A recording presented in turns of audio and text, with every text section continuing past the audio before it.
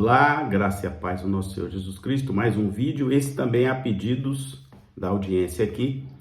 Já houve um vídeo aqui na minha playlist Sinais de Apocalipse a respeito disso, mas pediram para que eu desse uma esclarecida e comprovasse se realmente existe esse chamado Instituto do Templo que está preparando lá a construção do terceiro templo de Israel.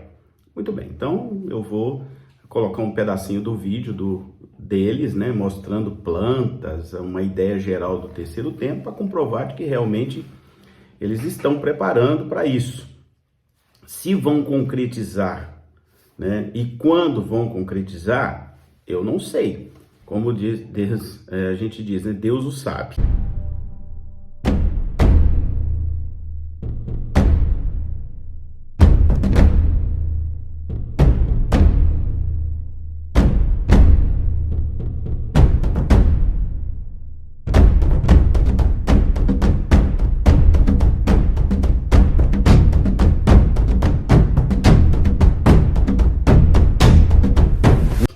Muito bem, eu quero começar lembrando de um texto que está em Miqueias, profeta Miqueias, capítulo 4, versos 1 e 2, eu deixei uma Bíblia aqui, só para me ajudar, tá vendo? Estou deixando ela aqui para me dar uma olhadinha, e eu tenho uma outra Bíblia do lado de cá.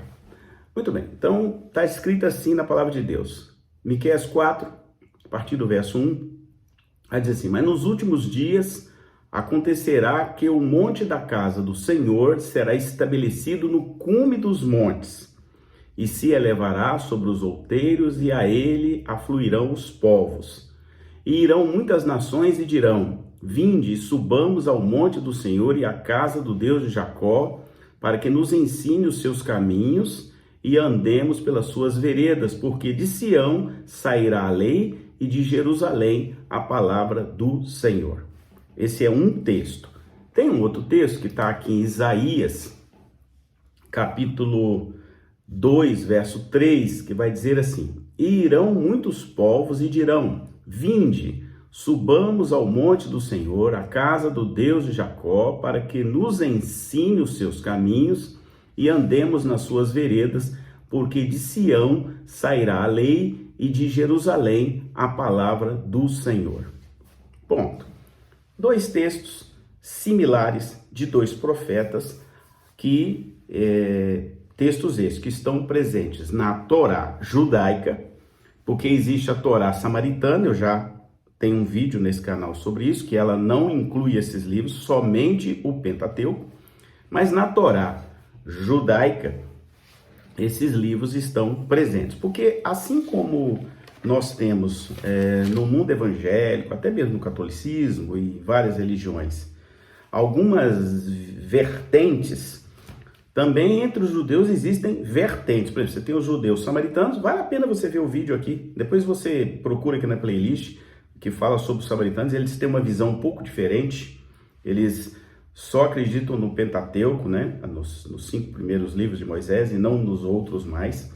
Aí você vai encontrar também os judeus caraítas, os judeus sefarditas, os judeus arquenazitas, além do judaísmo, né, ali presente, principalmente em Israel. Então, tem algumas variáveis aí. Depois você vai encontrar os judeus da Etiópia, que se julgam descendentes direto da tribo de Dan, que estão voltando, né, a cada ano, já voltaram muitos, né, e a cada ano voltam mais um pouco para lá, nessa também uma palavra profética, que é direcionada à agregação ou ajuntamento de todos os judeus lá em Israel, né? Naquela região que, biblicamente falando, foi a terra prometida, a Canaã de Deus. Muito bem, então, vários judeus que estavam espalhados pela terra, desde o ano de 1898, que começou esse êxodo, né? Essa volta, esse retorno dos judeus,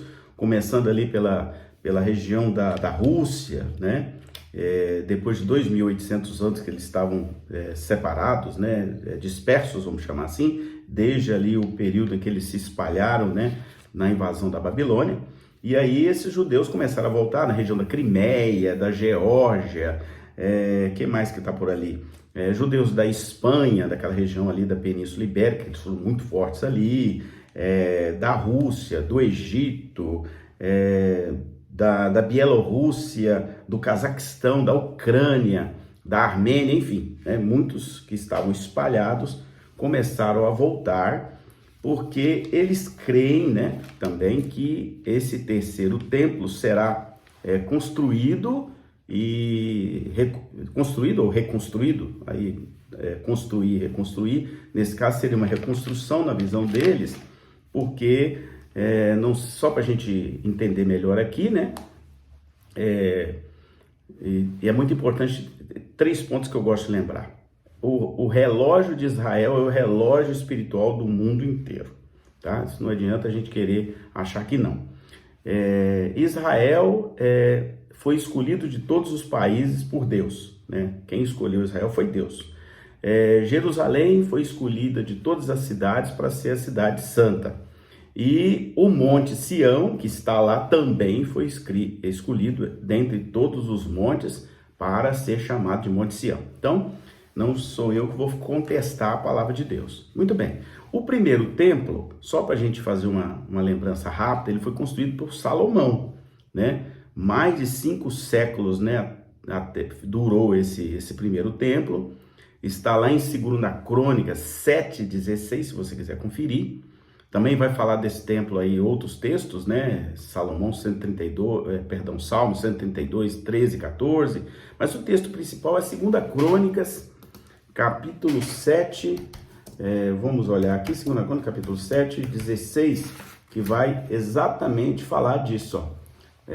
Porque agora escolhi e santifiquei esta casa para que o meu nome esteja nela perpetuamente. Aqui está um detalhe que os judeus creem piamente. Olha o que está escrito. Esteja nela perpetuamente e nela estarão fixos os meus olhos e o meu coração todos os dias. Então, né, os judeus têm uma crença forte nessa palavra aqui. Está lá em 2 Crônicas, porque quem mandou fazer o templo foi o próprio Deus. Então, esse templo depois de durar 5 séculos, né, em torno de quase 600 anos, ele foi destruído pela invasão dos babilônios. Então, os babilônicos destruíram esse primeiro templo. Depois, 70 anos depois, foi reconstruído ou construído o segundo templo, né? Aí está ali registrado nos livros de Esdras, de Neemias, né? Eles reconstroem o templo, o sacerdote foi Zorobabel. E aí, né, depois, 70 anos depois de Cristo, ele foi destruído esse segundo templo. Depois, só para a gente fazer aqui um colchete histórico, né? Foi quando exatamente começou a dispersão dos judeus, foi nesse período aí, 70 anos depois de Cristo, que foi destruído completamente de novo. Mas nós vamos lembrar de que o templo, no tempo de Jesus, ele havia sido restaurado pelo rei Herodes, que é citado lá, inclusive, na Bíblia, tá? Bom, eu só estou fazendo uma passagem rápida nisso aqui, porque esse não é o objetivo desse vídeo aqui. O objetivo desse vídeo é esse terceiro templo, né? Então, vamos lá. Esse terceiro templo tem sido buscado por algumas linhas de judeus, alguns rabinos, e há um movimento já há algum tempo, né, alguns anos, para que esse terceiro templo seja reconstruído. Então foi criado uma instituição chamada Instituto do Templo, o nome é esse mesmo, que treina sacerdotes, né? Está atrás aí da bezerra vermelha, busca fazer todos os utensílios, né? Construiu ou reconstruiu, ou fez ou refez a veste sacerdotal do sacerdote principal. Ela está pronta, ninguém vestiu ainda. Eles mandaram fazer um candelabro de ouro exatamente com as medidas que estão lá na Bíblia, né? Aquele candelabro de ouro com as 7 chamas, os 7 espíritos, né? Enfim, o Espírito de Deus é de ouro. Esse já está pronto, a veste sacerdotal está pronta. Eles têm treinado lá os sacerdotes ali na região de Jericó, aí já em Israel, no país Israel. Desde o tempo de Moisés, segundo está na Bíblia, 9 bezerros ou bezerras vermelhas foram sacrificadas.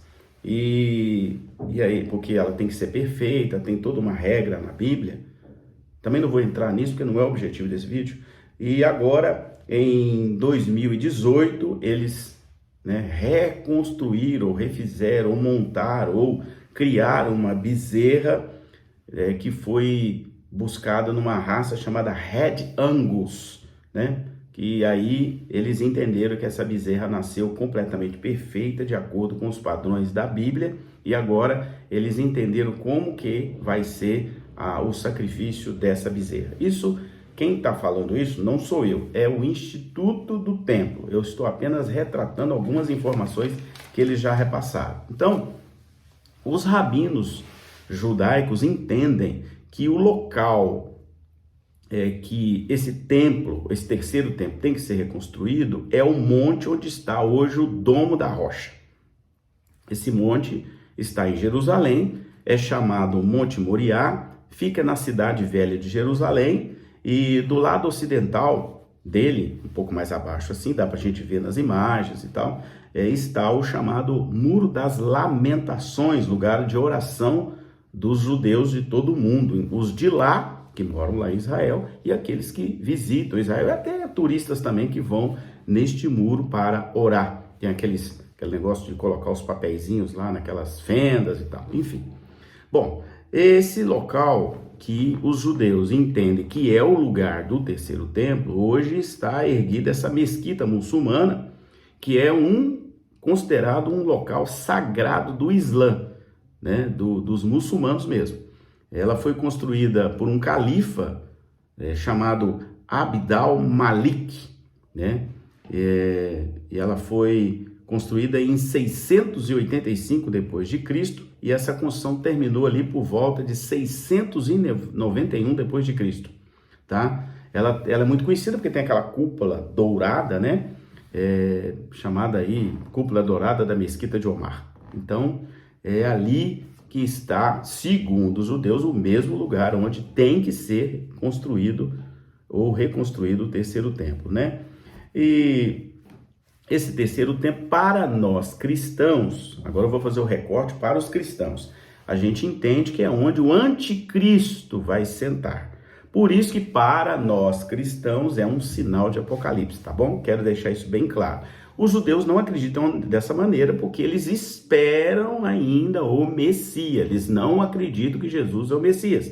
Eles até entendem que Jesus foi um profeta, mas nada mais do que isso, né? Então, para nós cristãos, a gente sabe que o anticristo vai sentar, né, num lugar lá em Jerusalém, vai reinar, né?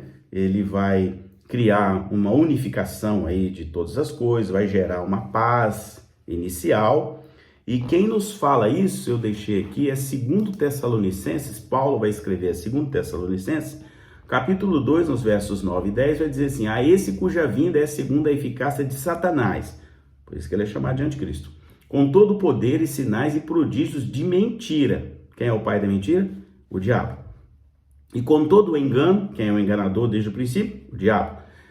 Com todo o engano da injustiça para os que perecem, porque não receberam o amor da verdade para se salvarem, né? Por isso Deus lhe enviará a operação do erro para que creiam na mentira, né? Para que sejam julgados todos os que creram na verdade, antes tiveram prazer na iniquidade. Então, aqui está um sinal no livro que Paulo escreveu à igreja de Tessalônica, falando desse homem que vai ficar fazendo sinais e prodígios, né? Chamado de iníquo, né? Ele diz à noite: então será revelado o iníquo, a quem o Senhor desfará pelo sopro da tua boca e aniquilará com o esplendor da tua glória, né? Ele fala que é o mistério da injustiça que já opera, mas né, que já opera desde o início, desde a queda do homem do jardim do Éden. Então, ele chama ele, né? Fala, inclusive aqui no verso 3, ninguém de maneira vos engane, porque não será assim sem que venha a apostasia e se manifeste o homem do pecado, o filho da perdição. Então, Paulo dá a pista aqui de que haverá essa revelação desse desse filho do iníquo, o anticristo, né, o filho da perdição, o da mentira e tudo mais. Então, por isso que a gente tem que separar as coisas.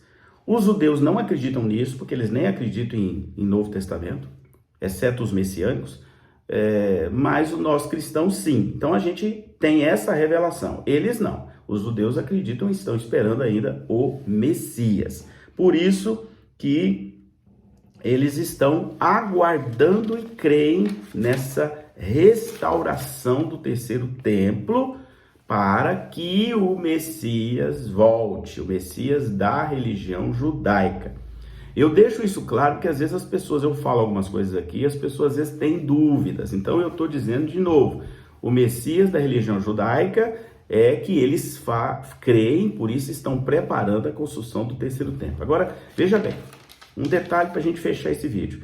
Se já existe uma mesquita muçulmana lá, imagina como isso vai acontecer, tá? Então, vamos ter aí de novo, né? Como está lá no início em Gênesis, uma discussão, uma guerra, um entrave aí entre os descendentes, né, de Abraão e os descendentes de Isaac e os descendentes de Ismael. Os descendentes de Ismael são os arábios e os descendentes de Isaac são os judeus. Então imagine, né, eles creem num único Deus, mas têm suas diferenças doutrinárias e eles consideram os dois grupos aquele lugar como lugar sagrado. Então, como se vai resolver isso, eu não posso precisar. Eu apenas estou colocando aqui fatos, estabelecendo fatos, falando de fatos que estão aí bem evidentes e citando alguns textos bíblicos. Amém? Que Deus te abençoe em nome de Jesus, o nosso Senhor, o nosso Messias, o nosso Salvador. Amém.